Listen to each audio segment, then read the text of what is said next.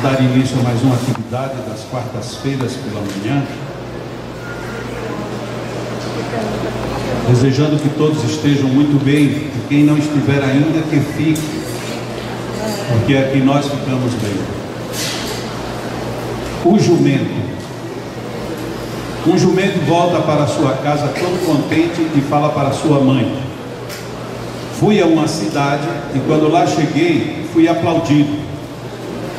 A multidão gritava alegre, estendia seus mantos pelo chão. Todos estavam contentes com minha presença.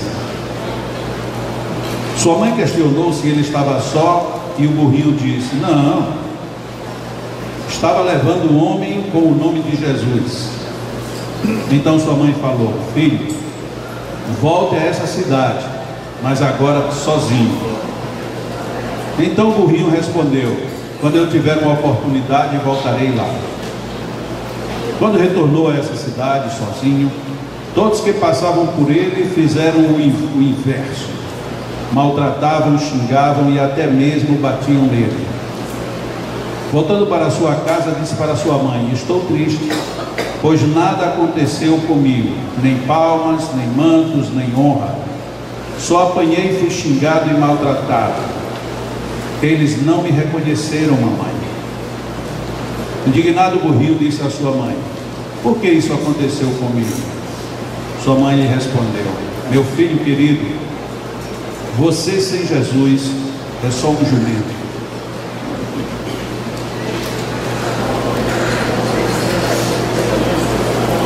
Óbvio que não somos necessariamente desta maneira, mas muitas vezes queremos fazer das nossas vidas figuras de enfeite, de adorno, mas muito pouco pensamos na essência que trazemos dentro de nós. Jesus não é uma figura mitológica, não é um ser que ficou preso dentro de uma propriedade dita religiosa. Ele não é um ser divino, mais do que somos qualquer um de nós. Mas a grande diferença de Jesus foi Ele mesmo. O que Ele fez até hoje repercute profundamente nos que acreditam nele e nos que duvidam. Naqueles que se dizem seguidores de Jesus e muitas vezes até mesmo naqueles que dizem que não acreditam nem aceitam a sua presença. Isso aconteceu com ele e acontece com qualquer um de nós quando nós nos propomos a não aparentarmos a ser o que não somos, mas quando realizamos aquilo que dizemos que somos. Quantas vezes nós perdemos um tempo enorme para agradar as aparências e não gastamos quase nenhum tempo conosco mesmos. Só que muitas vezes, por outro lado, quando estamos apenas cuidando das aparências exteriores, pensamos, nos enganando, que estamos cuidando de nós mesmos. O cuidar de si mesmo é que é o verdadeiro seguir Jesus ou ter Jesus consigo. A história ela tem uma conclusão muito forte, se não fosse o início já dizendo que o personagem principal é um jumento.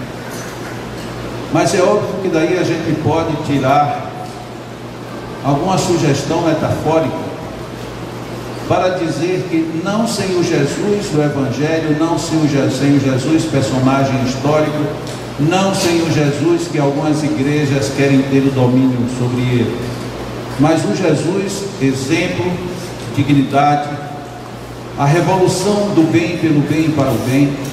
Este é o Jesus que nós devemos ter sobre os nossos ombros. Mas será que a gente de fato se dispõe a isso? É difícil. É tão difícil que são poucos os que conseguem. Ou então, é tão pouco tentado segui-lo que termina ficando quase que impossível. Jesus deu exemplos, mesmo quando ele não dava exemplos. Jesus teve posturas que até hoje muitos estudiosos procuram desvendar Como é que uma personalidade tão diferente, uma personalidade tão inquietante, ele conseguiu marcar lugar, época, tempo e vidas. Quando investigamos as histórias dos grandes vultos da humanidade, direto ou indiretamente, todas elas guardam relação com a essência que Jesus colocou para nós. Quando ainda criança, eu ouvia dizer que Albert Einstein era um homem ateu, e não só isso, ele desacreditava de tudo e de todos. Teria sido considerado por muitos como um mau aluno, porque na cabeça dele o que interessava era o que interessava, o que não interessava não fazia conta. Então ele era relapso com uma série de assuntos, porque ele achava que aquilo era trivial demais e que não era significativo. Só por essa reflexão já dá para perceber que tem poucos Einsteins. A gente gasta muito tempo com WhatsApp, com televisão, com coisas fúteis. Ele talvez não fizesse isso. Mas nós nos dizemos, somos seguidores de uma religião. Ele era ateu. Ele era ateu porque ele dizia que não poderia acreditar num Deus e fazendo a criação do ser humano como ele fez, como é que ele poderia condenar essa mesma humanidade para o inferno? Quando eu penso nisso, eu me lembro que o ateísmo dele é o mesmo que eu tenho. Eu não acredito num Deus que fez a gente para a gente ser castigado, para a gente agradecer somente porque está sofrendo, e quanto mais sofrer, isso é sadismo. Eu não acredito num Deus que não tem a menor piedade, que deixa a gente entregue à própria sorte. E que sorte é essa que recebe esse nome, quando mais parece o oposto disso tudo? Então, quando nós começamos a pensar em ter Jesus em nós, é mais ou menos como Einstein. Como judeu não seguia a orientação do Nazareno, em contrapartida, quando ele tirava as suas tiradas filosóficas, todas elas podem ser comparadas à essência do que Jesus ofereceu. E este é o Jesus que a gente deve seguir. Não o que o meu pastor, o meu orientador espiritual, o meu padre, o meu guru me diga, mas o Jesus que me toca.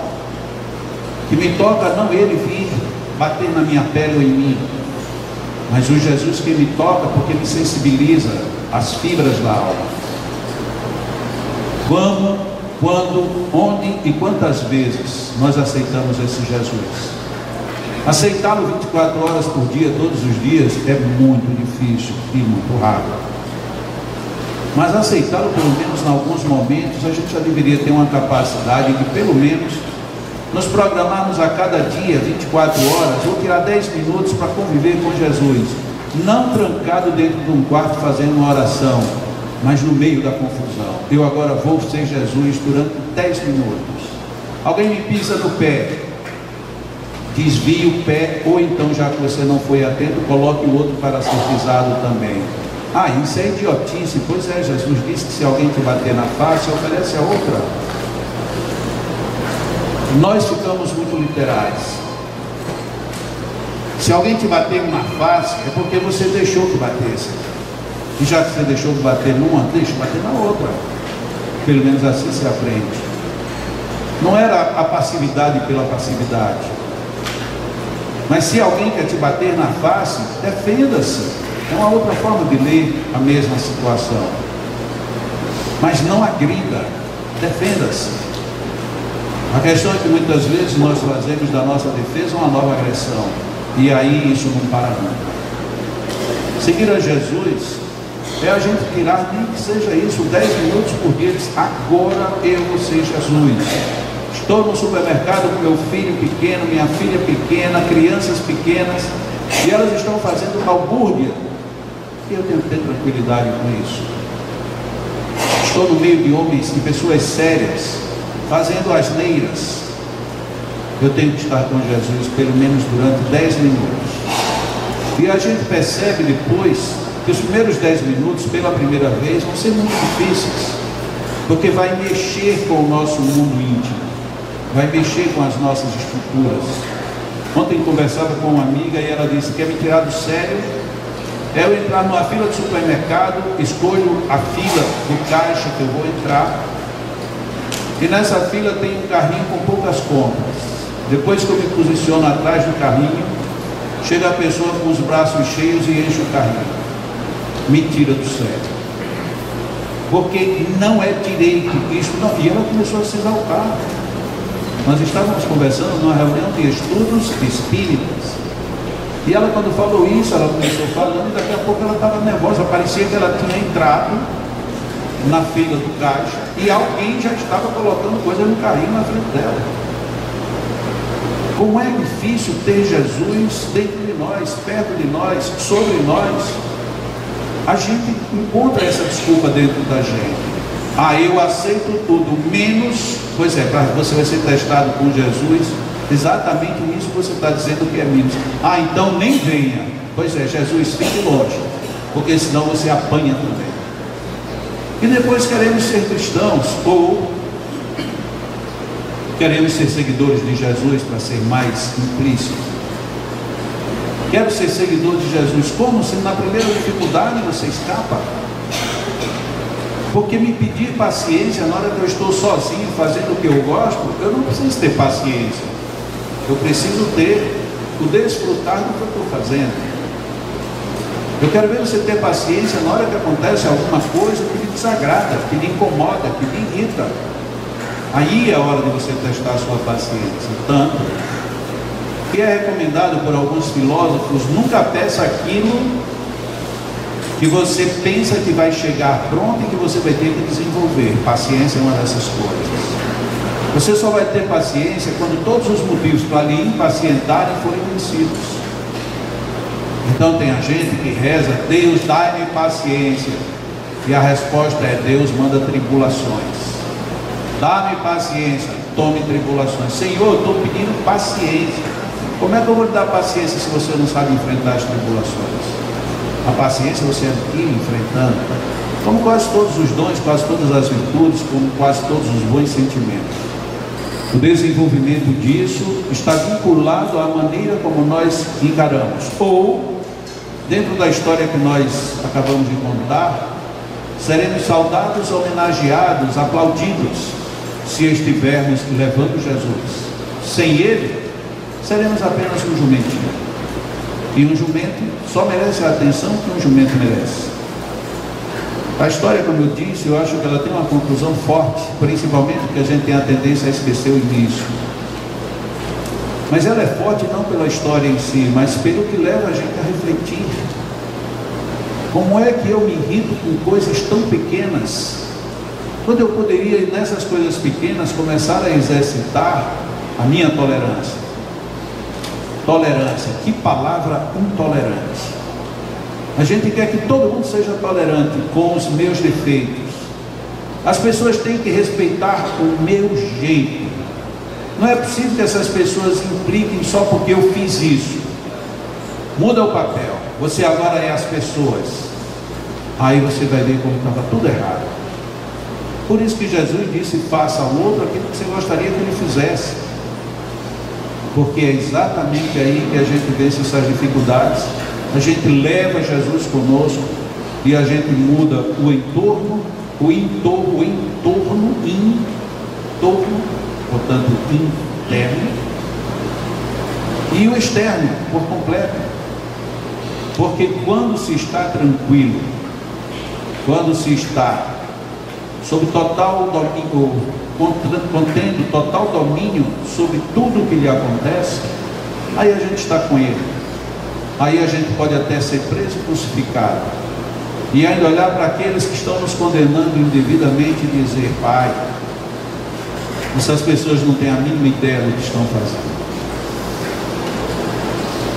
Talvez seja esse o Jesus que faz com que até que os jumentos sejam homenageados.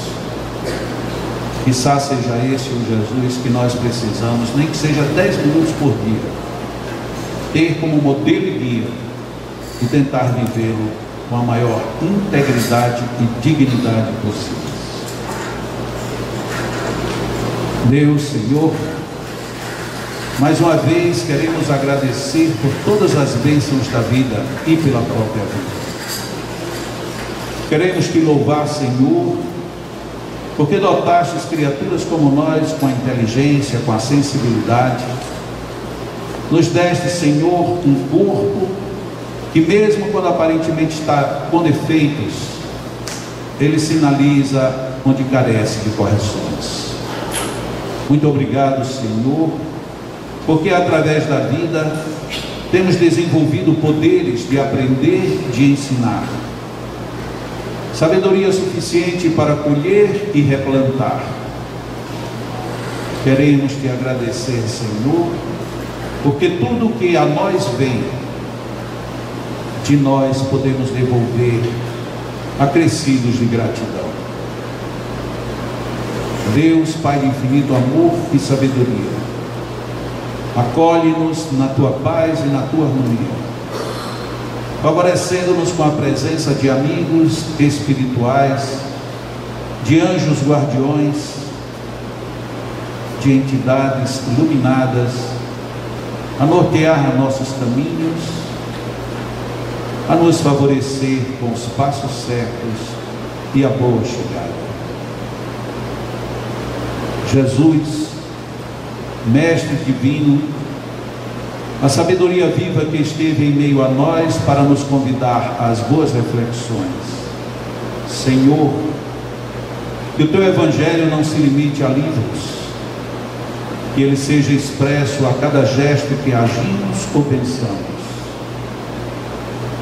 Faze, Senhor, o que tenhamos a sabedoria de estar contigo, pelo menos por alguns minutos do dia, notadamente naqueles mais complicados, pois que é exatamente neles que mais precisamos estar juntos a ti. Que a nossa manhã seja abençoada por fluidos que nos ajudarão a reconstituir as nossas mazelas psíquicas, emocionais, físicas, perispirituais. Que os magnetizadores que irão nos envolver com os seus fluidos estejam todos bem inspirados, que empreguem com sabedoria todas as suas potências, que nos ajudem, nos socorram, nos amparem.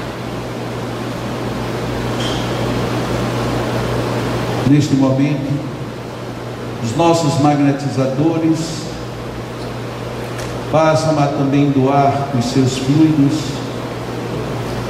juntando tudo isto aos fluidos do mundo espiritual, que nos abraçam, nos envolvem, nos fortalecem. Recebamos tudo isso com o coração e com a alma abertos. Inspiremos profundamente este clima psíquico que aqui vivemos agora.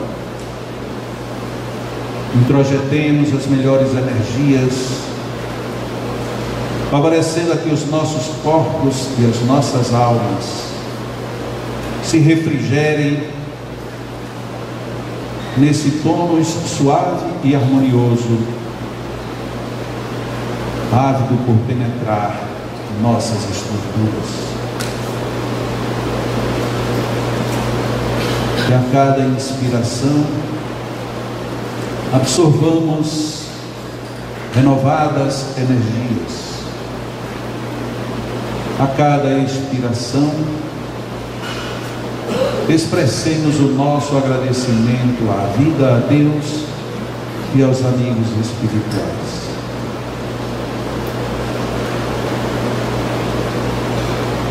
Deixemos-nos nos invadir por tudo isto e sintamos os benefícios destes momentos. Com a mente voltada ao céu e o corpo absorvendo o que há de melhor na terra, oremos mentalmente um Pai Nosso. Pai nosso que estás nos céus, santificado seja o vosso nome. Venha a nós o vosso reino, seja feita a vossa vontade, assim na terra como no céu. O pão nosso de cada dia nos dai hoje, perdoai as nossas dívidas, assim como nós perdoamos aos nossos devedores. Não nos deixeis cair em tentações, e livrai-nos de todo mal, que assim seja. Os nossos magnetizadores vão magnetizar nossas águas, enquanto permaneceremos aqui em estado de oração, louvando a Deus por todas as bênçãos, agradecendo a Ele por tudo que temos e por tudo que não temos.